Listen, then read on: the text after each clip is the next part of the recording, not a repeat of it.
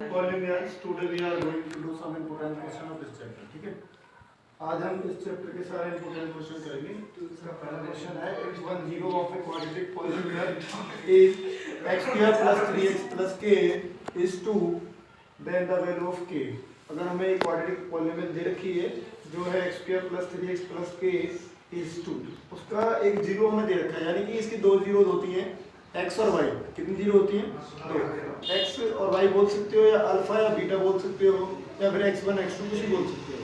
मतलब x की हमारे पास दो वैल्यूज होती है, अल्फा एंड बीटा। मोस्टली हम इनको अल्फा और बीटा के नाम से जानते हैं। तो उनमें से हमें एक जीरो दे रखी है 2, एक जीरो दे रखी है 2, हमें वैल्यू निकालनी है k की। तो इन क्वेश्चन को डायरेक्टली मैं सिंपली करना बता रहा हूँ। These are like MCQ question. तो मैं कुछ नहीं करना है, केवल हमारी जो पॉलिनोमियल है x square plus 3x plus k, उसमें x जहाँ जहाँ पर आ रहा है वहाँ पर आपको केवल 2 लिखना है। x की जगह पर केवल आपको 2 लिखना है और पूरी पॉलिनोमियल को बराबर 0 पे रख देना है। तो x की जगह मैं यहाँ 2 लिख रहा हूँ, तो 2 का स्क्वायर यहाँ लिख रहा हूँ 3 × 2 plus k is equal to 0। 2 × 2 = 4 plus 3 × 2 = 6 plus k is equal to 0। 4 plus 6 कितना होता है? 10। 10 plus k is equal to 0। Plus का 10 है, इधर जाके माइनस का, तो k की वैल्यू हमारे पास आ गई है -10। That is the answer. This is another second important question that is given as a quadratic polynomial. The sum of two zeros is -5 and their product is 6. इसमें क्या रखा है? The sum of zeros. Sum of zeros मतलब अभी मैंने बताया था कि 2 zeros होती हैं, अल्फा एंड बीटा। तो पहली होती है अल्फा, दूसरी बीटा, दोनों का सम मतलब दोनों का प्लस। अल्फा प्लस बीटा आपको दे रखा है -5, जिसका एक फॉर्मूला होता है -b/a, जो कि हम पॉलिनोमियल जब हमें गिवन होती है उसमें यूज करते हैं। और हमें प्रोडक्ट दे रखा है, देयर प्रोडक्ट इज 6, उनका प्रोडक्ट दे रखा है 6। तो मैं इसको ऐसे लिख सकता हूँ कि अल्फा प्लस बीटा हमें दे रखा है -5, अल्फा इंटू बीटा हमें दे रखा है 6। हमारे पास क्वाड्रेटिक पॉलिनोमियल निकालने का सिंपल सा एक फॉर्मूला होता है। क्वाड्रेटिक पॉलिनोमियल का मैं सीधा फॉर्मूला बता देता हूँ। x स्क्वायर माइनस, यहाँ पे लिखोगे आप sum of zeros into x plus होता है प्रोडक्ट ऑफ जीरो। तो आपके पास है x square minus sum of zero की वैल्यू आपके पास -5 into x plus product of zero की वैल्यू आपके पास 6। देखो आपको देख रखा था सम ऑफ जीरो -5, तो मैंने -5 लिख दिया, माइनस प्लस, तो x square plus 5x plus 6। तो इस तरीके से this is the required quadratic polynomial. आप एक मिनट में इस क्वेश्चन को कर सकते हो। 3.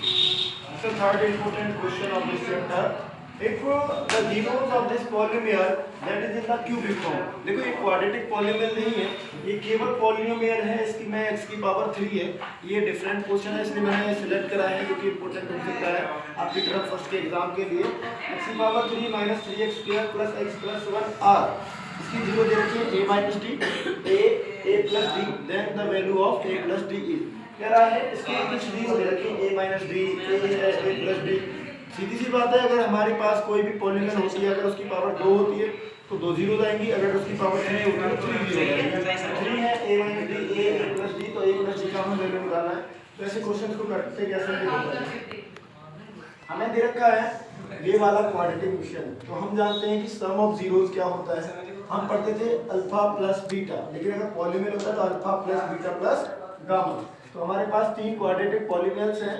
पहला है a - d, दूसरा प्लस में a, तीसरा है a प्लस d, यानी कि 3 जीरो दे रखे थे a - d, a plus d। तो मैंने तीनों का सम कर दिया है इज इक्वल टू, तीनों का सम किसके बराबर होता है? -b/a। Some of the zeros होता है -b/a, a b c d। तो b की वैल्यू है यहाँ पे -b/a, a की वैल्यू 1 है, तो माइनस प्लस हो जाएगा, यहाँ d से d कट गया, 1a 1a 2a 3a, 3a is equal to minus plus का 3 3 बन जाए 3। तो हमारे पास a का वैल्यू 1 आ गया है। ठीक है, हम हमें निकालना है product of zeros. Product of zeros हमारे पास होता है सम ऑफ जीरोस। क्या प्रोडक्ट ऑफ जीरो होता है हमारे पास c/a। तो मैं तीनों को मल्टीप्लाई कर रहा हूँ, a - d into a plus d, वो होता है c/a। c की वैल्यू यहाँ पे x है, x का मल्टीपल 1 है, x का कोएफिशिएंट 1 है, और x की पावर 3 का कोएफिशिएंट भी 1 है। तो वो होता है c/a, यानी 1/1।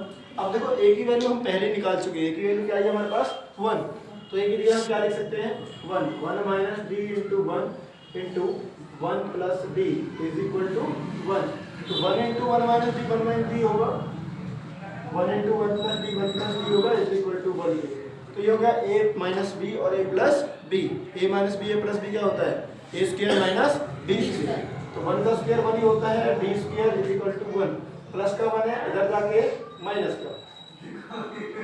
तो ये हो गया d square is equal to, देखो ये हमारे पास जो d की वैल्यू आ रही है वो आएगी माइनस का 1, क्योंकि हमारे पास d इंटू ए प्लस डी, तो ये होगा c अपॉन ए। यहाँ पे माइनस का क्यूबिक है तो ये माइनस 1 है, तो ये माइनस का हो जाएगा, ये प्लस का 1 है, इधर जाके माइनस और माइनस माइनस 2, माइनस से माइनस कट गया, स्क्वायर जाके क्या बन जाएगा इधर अंडर रूट। तो हमारे पास d की वैल्यू आ जाएगी प्लस माइनस का अंडर रूट 2। हमें निकालना था a प्लस d, तो a की वैल्यू 1 आई है, d की वैल्यू अंडर रूट 2 आई है, तो आप लिख दोगे 1 plus under root 2। That is the answer. The question number 4, that is also important for your term 1. The zeros of the polynomial that is x square plus x upon 6 minus 2 are.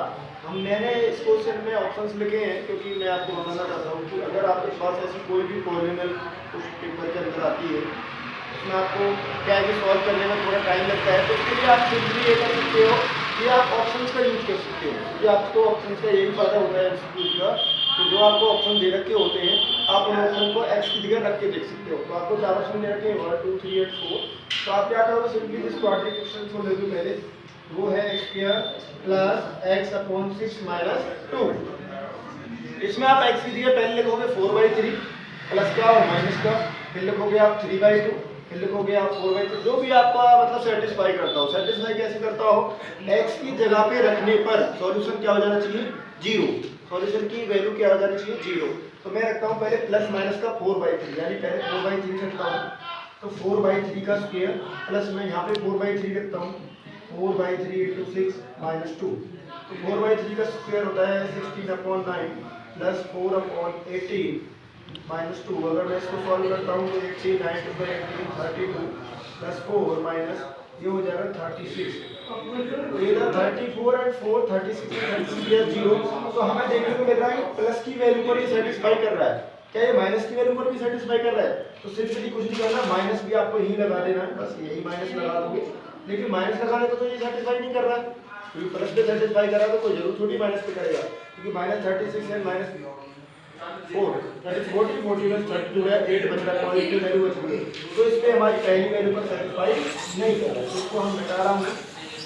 फिर second value रख के देखेंगे वो क्या है 3/2, वो भी plus और माइनस का है, वो भी प्लस और माइनस का है। एक बात और ध्यान रखें, सेम वैल्यू जब आती है जब हमारे जो रूट्स हैं वो इक्वल होते हैं। रूट्स क्या होते हैं, इक्वल, तो ना तो आंसर ये होगा ना आंसर ये होगा, तो इन दोनों में से कोई सा आंसर होगा, तो इनको रख के देखते हैं। तो 4/3 रखने पर सेटिस्फाई हो रहा था, मैंने फर्स्ट पार्ट में रखा था 4/3, उसको रखने पर 0 आ रहा था, तो माइनस को 3/2 रख के देखता हूँ इसके लिए, माइनस 3/2 इसका स्क्वायर प्लस में इसकी जगह रखता हूँ माइनस 3/2 इंटू 6 और माइनस 3/2 का स्क्वायर होता है 9/4 माइनस का 3/3 टू द 6 12 माइनस का 2। मैं इनका एलसीएम लूंगा सिंपली, दैट इज 12, 4 3 12, 3 27, 3 आ गया, 12 टू द 24, 24 एंड 3 27, 27 गया 0, 0.1 0 होता है। आपको कुछ भी डायरेक्ट सॉल्व नहीं करना है, आपको काट के डायरेक्ट दिख रहा है 0 आ रहा है तो दिक्कत नहीं, ये दिखाना थोड़ी है पेपर में, ये आपको पेपर में दिखाना नहीं है, केवल आपको सॉल्यूशन के लिए करना है। तो इसको रखने पर भी 0 आ रहा है और इसको रखने पर भी 0 आ रहा है, तो वैसे तो आंसर है ये आपका। ये माइनस का 4/3 है, इसको रखने पर नहीं आ रहा था, ये भी सेटिस्फाई नहीं कर रहा था, ये भी सेटिस्फाई नहीं कर रहा था, ये भी सेटिस्फाई नहीं कर रहा था, तो आपका आंसर क्या है 4/3 और minus 3/2, that is the answer. Start. This is very important question for your exam. अगर ऐसा क्वेश्चन कोई भी आपके पेपर में आता है तो उसको आपको करने के लिए थोड़ा डिफिकल्टी आएगी, क्योंकि ये एक्स की पावर का क्वेश्चन है। और आपने जब चैप्टर पढ़ा था तो आपका चैप्टर क्वाड्रेटिक पॉलिनोमियल था, उसमें मोस्टली पावर 2 के क्वेश्चन आते थे। अगर पावर 3 का क्वेश्चन आता है तो आप कैसे करोगे? तो उसके लिए